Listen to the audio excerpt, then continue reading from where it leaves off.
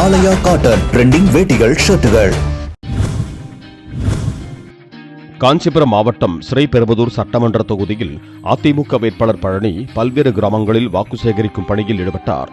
வல்லம், வடக்கல், கண்டிகை, தத்தனூர் உள்ளிட்ட பல்வேறு கிராமங்களில் பிரச்சாரம் செய்த அவருக்கு பெண்கள் ஆரத்தி எடுத்து வரவேற்பு அளித்தனர்.